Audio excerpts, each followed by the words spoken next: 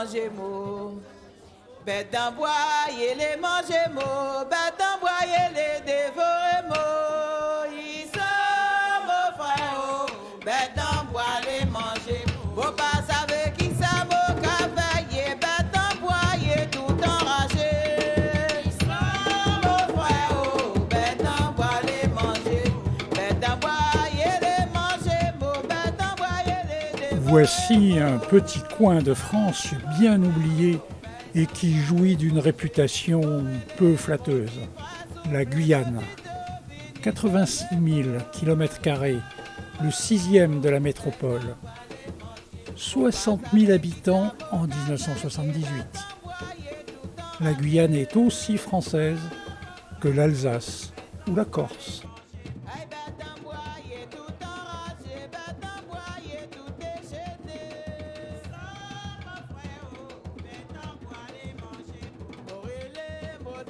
En 1978, 25 000 habitants à Cayenne.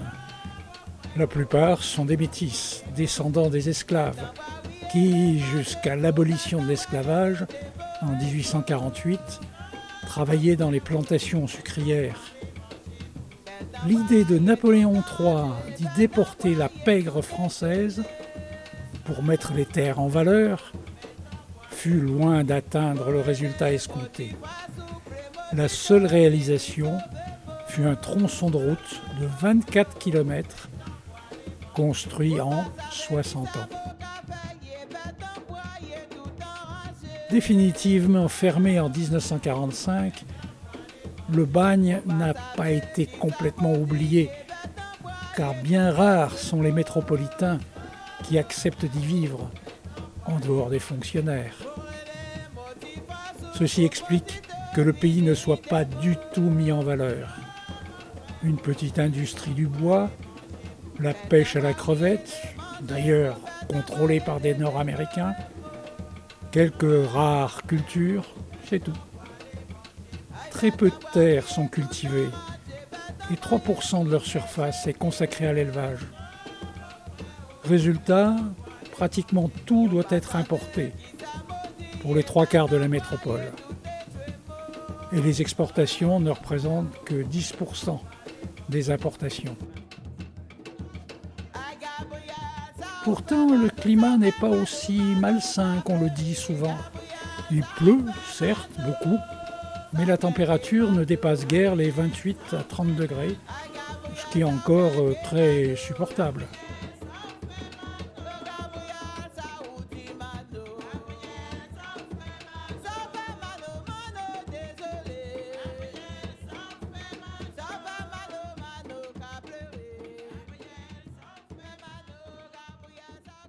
Un astucieux entrepreneur, fatigué de la vie moderne en Europe, opère depuis sa base, stratégiquement située dans l'entrée de l'unique hôtel correct de la ville. Il organise des randonnées en pirogue dans la forêt, pour les touristes encore rares, et pour les équipages d'Air France qui y font escale. Son investissement est modeste. 2 ou 3 voitures pour parcourir les quelques kilomètres séparant de la forêt et quelques pirogues.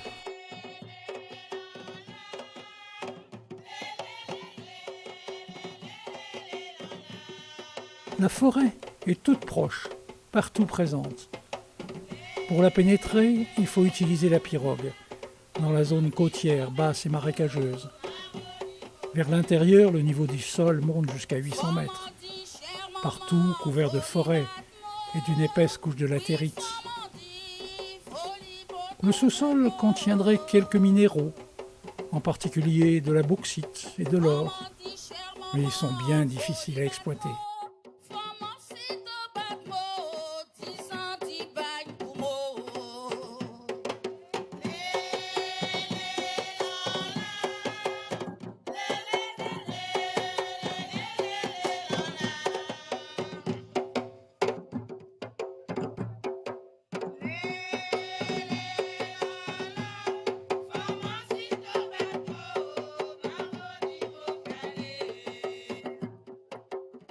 Ces pirogues sont creusées au cœur même de troncs d'arbres verts par des indigènes qui vivent dans des huttes en branchage.